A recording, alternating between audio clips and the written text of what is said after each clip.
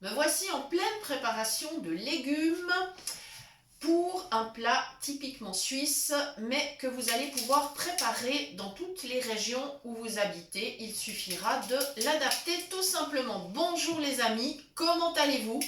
Chez nous tout va bien, nous sommes en vacances pour quelques jours, un petit séjour express. Eh bien oui, on profite avant l'hiver, bien évidemment, parce que comme chacun le sait, en hiver c'est beaucoup plus difficile de se déplacer. Voilà, le plat d'aujourd'hui, c'est tout simplement du papet au poireau avec de la saucisse au chou. Alors, je vous ai donc expliqué que cette recette, vous pourrez l'adapter où que vous habitiez. Effectivement, la saucisse au chou est une spécialité suisse, typiquement même vaudoise. C'est une saucisse bien évidemment à base de viande, mais dans laquelle on incorpore effectivement des choux. Voilà, ce sont des saucisses qui se présentent en boucle, on dirait un peu un fer à cheval au niveau de la forme. Et on va les cuire tout simplement dans de l'eau frémissante. Il ne faut pas les faire bouillir, il faut juste les piquer un tout petit peu avant d'ailleurs de les mettre dans l'eau. Il faut laisser l'eau frémissante pendant environ 20-25 minutes afin qu'elles n'éclatent pas. Voilà, pas les cuire trop fort. Et on va les accompagner précisément d'un papet au poireau. Alors, le papet au poireau, eh bien, c'est très facile, mais il y a quand même quelques astuces et quelques étapes à respecter. Donc, je suis en train de préparer du poireau et comme on nous demande souvent des astuces pour préparer les légumes, eh bien, je vais vous expliquer. Donc, c'est un poireau frais, bien évidemment. Il est entier, hein, c'est pas du poireau vinaigrette qui a déjà été coupé et mis sous vide. Voilà. Alors, le plus simple, c'est avec le couteau de commencer à couper le fond, c'est-à-dire là où il a été coupé dans la terre. Voilà. Donc, première chose.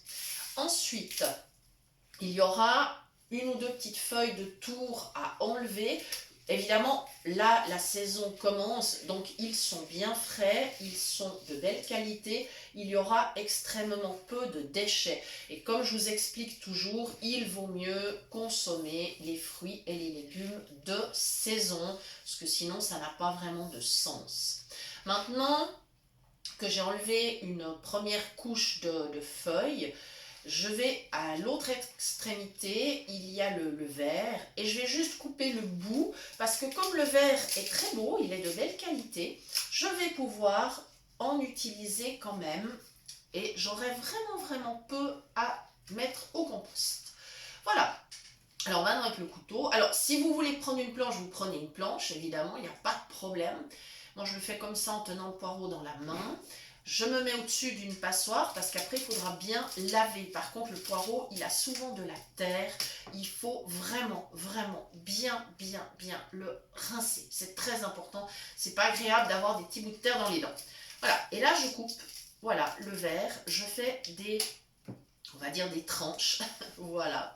Alors, pas trop épaisse, voilà, parce que j'ai quand même envie d'avoir un légume qui soit suffisamment fin. Et voilà, je vais faire ainsi avec tous mes poireaux. Et ensuite, maintenant je vais vous expliquer la suite de la recette, parce que n'étant pas dans ma cuisine, je ne maîtrise pas tout au niveau de la cuisinière et des accessoires de cuisine. Voilà, mais je vais vous expliquer la recette. Alors, je vais donc continuer à couper mes poireaux. Quand j'en aurai fini, je préparerai quelques pommes de terre que j'éplucherai et que je couperai finement. Et ensuite, je vais évidemment alors tout bien passer à l'eau pour éliminer tout ce qui pourrait subsister de terre et autres. Et ensuite, on passera à la cuisson. On mettra tout ça dans une casserole avec un peu d'eau, pas trop, mais suffisamment quand même pour que ça cuise bien. On pourra mettre un peu de sel. N'exagérez pas avec le sel parce que la saucisse est quand même passablement salée. C'est pas la peine d'en mettre trop dans le légume, mais vous faites selon vos goûts. Voilà. Ensuite, on va évidemment commencer à faire chauffer. Et puis, on va couvrir et on va remuer assez régulièrement quand même Et il va falloir le faire suffisamment longtemps. Alors après, on baissera le feu, hein, on va mettre sur feu moyen.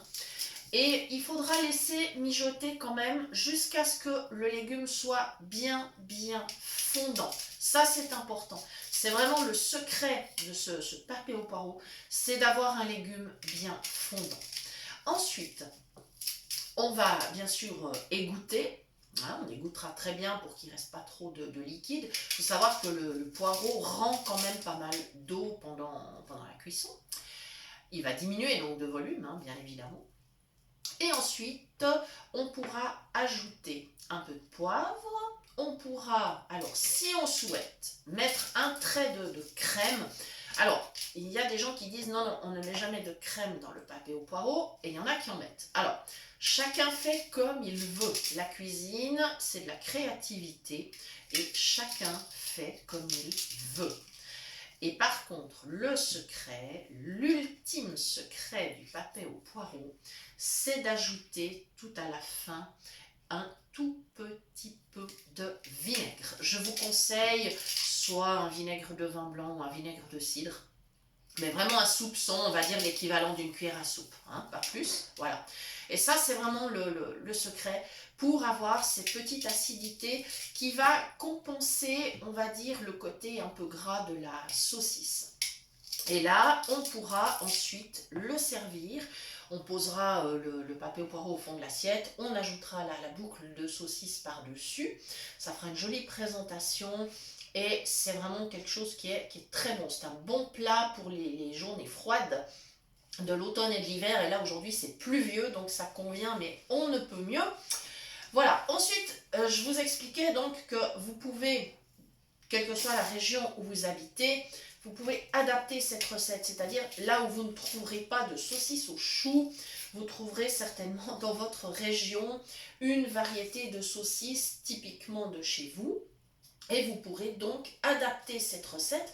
Par exemple, je sais qu'il y a des saucisses fumées en Haute-Savoie, mais on s'en sert de temps en temps pour faire d'autres recettes. Il y a les saucisses de Morteau, bien évidemment. Enfin voilà, quelle que soit votre région, il y a un moyen d'adapter la recette. Voilà. Donc, moi je suis toujours en train de préparer mon légume. Voilà. Donc, vous voyez, finalement, c'est assez facile. Et puis vraiment, c'est un plat, on va dire, bien réconfortant. Voilà, donc j'espère avoir dit l'essentiel sur cette recette. Si vous avez des questions, des commentaires, n'hésitez pas.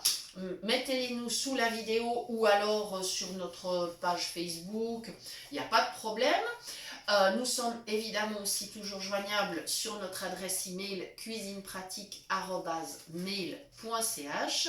Nous vous répondons avec beaucoup de plaisir dans les plus brefs délais. Je tiens à vous remercier encore une fois tous de nous suivre. Je vous souhaite la bienvenue aux nouveaux abonnés. Et vraiment, les abonnements montent en ce moment, donc merci infiniment. Merci à tous ceux qui partagent, parce qu'il y a beaucoup de partage de nos recettes.